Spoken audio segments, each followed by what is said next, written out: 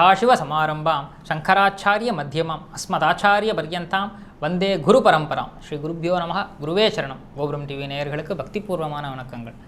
மகாபிரியவா அற்புதங்கள் தொடரில் நாம் எவ்வளவோ அற்புதங்களை பார்த்துருக்கோம். அதிலும் ரொம்ப ஸ்பெசிஃபிக்காக சொல்லணும்னா, அனைவருக்குள்ளும் அந்தர்யாமியாக இருந்து நம் எண்ண ஓட்டங்களை, நாம் செய்யும் செயல்களை எல்லாம் கண்காணித்து வருகிறார் மகாபிரியவர். நாம் இந்த உலகத்திலிருந்து எத்தனை விஷயங்களை மறைத்தாலும் அவரிடத்தில் எதுவுமே மறைக்க முடியாதுன்னு எவ்வளவோ எபிசோடில் பார்த்துருக்கோம் இல்லையா? அதே போன்ற ஒரு அற்புதத்தை நமக்கு உணர்த்தும் ஒரு அனுபவம் தான் இப்பொழுது நாம் காணவிருக்கும் பகுதி. ஒரு முறை திருச்சிக்கு அருகே ஒரு சின்ன கிராமம். அந்த கிராமத்தில் நம் மகாபிரியவா முகாமிட்டு இருந்தார். எவ்வளவோ பக்தர்கள் வருகிறார்கள். மகானிடத்தில் தங்கள் குறைகளை சொல்லி, நிறைகளை சொல்லி, நமஸ்கரித்து பிரசாதங்களை வாங்கிட்டு அவர் அருளுக்கு பாத்திரமாக வேண்டுமே என்று வேண்டிக் கொண்டு அங்கிருந்து கிளம்புகிறார்கள். இப்படி எவ்வளவோ பக்தர்கள் வந்தும் போயிட்டும் இருக்கா. அதில் ஒரு நடுத்தர வயது பெண், ஒரு மாமி, அந்தனர் குடும்பத்தைச் சேர்ந்தவர்கள் என்பது பார்க்கும் பொழுதே தெரிகிறது. அவர்களும் வந்து அந்த வரிசையில் நிற்கிறார்கள். சர்வ லட்சணமாக இருக்கிறார்கள். ஆனாலும் ஏதோ ஒரு குறை அவளுக்கு இருக்குது. அது அந்த முகத்தை பார்க்கும்பொழுதே தெரியறது. அந்த மாமிக்கு ஏதோ ஒரு சங்கடம், ஏதோ ஒரு வருத்தமாகவே இருக்கா. எல்லாருமே பார்க்குறா. தன்னுடைய முறை வந்ததும் பெரியவாள்கிட்ட அழுதுண்டே சொல்கிறா, பெரியவா எனக்கு கல்யாணமாகி 5 வருஷம் ஆறுது பெரியவா. ஆனால் கல்யாணமான நாள்லேருந்து இன்னி வரைக்கும் நான் ஒரு புது புடவை எடுத்து ஆசையாக கட்டின்றேன்னா அது அன்றைக்கே அப்போவே எப்படியோ கிழிஞ்சு போயிடுறது.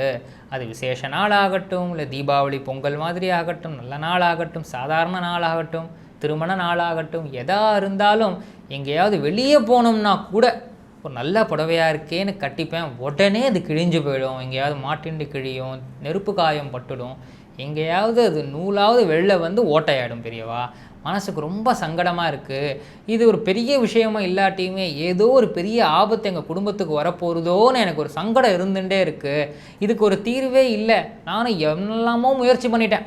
எப்போ கட்டிண்டாலும் சரி அது உடனே கிழிஞ்சு போயிடுறது. அது என் மனசு ரொம்ப பாதிக்கிறது பெரியவா, பயமாகவும் இருக்குது பெரியவான்னு சொன்னதுமே பெரியவா ஒரு கேள்வி கேட்டாராம். சரி, நான் ஒரு கேள்வி கேட்குறேன், அதுக்கு மழுப்பாமல் பதில் சொல்வியோ அப்படின்னு கேட்டாராம்.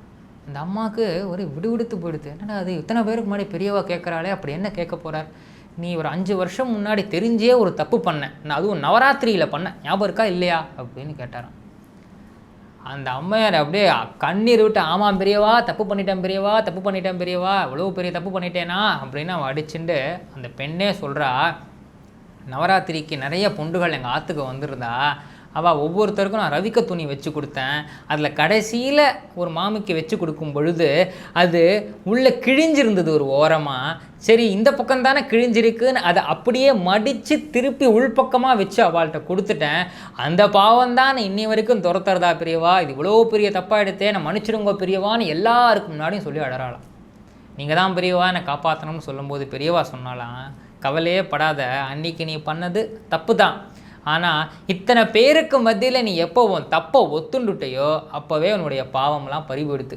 இப்போ நீ என்ன பண்ண போகிறேன்னா, இதே வருஷம் நவராத்திரி வரும்பொழுது 9 பொண்டுகளை அழைச்சிண்டு 9 பேருக்கும் ஆற்றுல ஆகாரம் பண்ணி அவளுக்கு மங்கள திரவியத்தோட வஸ்திரமும் வச்சு கொடுத்து நமஸ்காரம் பண்ணி நீ அனுப்பினேன்னா உனக்கு எந்த குறையும் இல்லை, க்ஷேமமாக இருப்ப, எந்த பிரச்சனையும் வராது, போய்ட்டு வா அப்படின்னு சொன்னாராம். உடனே இந்த அம்மையாரும் வீட்டிற்கு வந்து அப்பொழுது வந்து அந்த நவராத்திரி விழாவை விமர்சையாக கொண்டாடி 9 பெண்களை அழைச்சிண்டு அவளுக்கு வஸ்திரம் கொடுத்து ஆகாரமிட்டு நமஸ்கரித்து அனுப்பிவிட்டு தன்னுடைய கஷ்டங்களிலிருந்து பரிபூர்ணமாக வெளியே வந்தார் என்றால், இதில் நாம் ஒரு முக்கியமான விஷயத்தை பார்க்கணும். 5 ஆண்டுகளுக்கு முன்னாடி இந்த அம்மையார் யாருக்கோ ஒருத்தருக்கு வைத்து கொடுத்த அந்த ரவிக்கை துணியானது உள்புறமாக கிழிந்திருந்தது. அதை திருப்பி மடித்து வைத்திருக்கிறார் என்பது மகாபிரியவாளுக்கு எப்படிங்க தெரியும்? அதை பெரியவாளிடத்தில் போய் யார் சொன்னது? அவரிடத்தில் சொல்லவும் வேண்டுமா? அந்தர்யாமியாக இருந்து அனைத்தையுமே கவனித்து கொண்டிருப்பவர் அவர். திருவள்ளுவர் சொன்னார், பிறர்க்கின்னா முற்பகல் செய்யின் தமக்கின்னா பிற்பகல் தாமே வரும். நீ ஒருத்தருக்கு வச்சு கொடுத்த துணியை ஒரு நல்ல காரியம் செய்கிறேங்கிற பேரில் கிழிந்ததே வைத்து கொடுத்தாயே, அது உனக்கே திரும்பி வந்துருக்கு. ஆக நாம் யாருக்காவது ஒரு நல்ல காரியம் செய்யணும், ஒருத்தருக்கு துணி கொடுக்கணும்னே வச்சுப்போம் எக்ஸாம்பிளுக்கு, இல்லை அன்னதானம் செய்யணும்னே வச்சுப்போம். ஆக இந்த கெட்டுப்போன உணவை கொடுப்பது, இல்லை கிழிந்த வஸ்திரத்தை கொடுப்பது, இதெல்லாம் அவளுக்கு உபயோகப்படுமா? ஆக அவர்கள் இதை ஏற்றுக்கொண்டால் போதும் என்ற எண்ணத்தில் தானே இதை கொடுக்கிறோம், தெரிந்தே தானே இதை செய்கிறோம். அது எவ்வளவு பெரிய குற்றம்.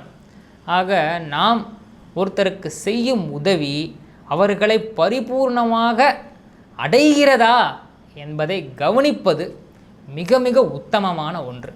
நாம் செய்யும் செயலின் பலன்களை நாமே தான் அனுபவிக்க வேண்டும் என்பதை உணர்ந்தால் யாருமே தவறு செய்ய மாட்டோம் இல்லையா?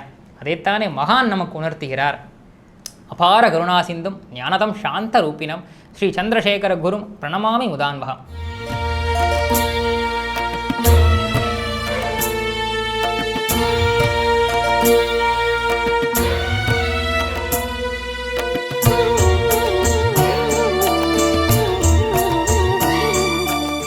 விதம் விதமான பக்தி நிகழ்ச்சிகளை உங்களுக்காக தந்து கொண்டிருக்கிறது உங்கள் கோபுரம் டிவி. உங்களுக்கு பிடித்த நிகழ்ச்சிகளை லைக் செய்யுங்கள், உங்களுக்கு பிடித்த மாணவர்களுக்கு ஷேர் செய்யுங்கள். மேலும் சப்ஸ்கிரைப் செய்வதோடு மட்டுமல்லாது அருகில் இருக்கும் பெல் பட்டனை கிளிக் செய்து கோபுரம் டிவி நிகழ்ச்சிகளை உடனுக்குடன் தெரிந்து கொள்ளுங்கள். மற்றும் ஒரு மகிழ்ச்சியான செய்தி, கோபுரம் டிவி ஆப்பை கூகுள் பிளே ஸ்டோரில் ஃப்ரீ டவுன்லோட் செய்து கோபுரம் டிவி நிகழ்ச்சிகளை தொடர்ந்து கண்டுகளியுங்கள், பாருங்கள், ரசியுங்கள், பரவசமடையுங்கள். gopuramtv.com பக்தி பக்திமயம்.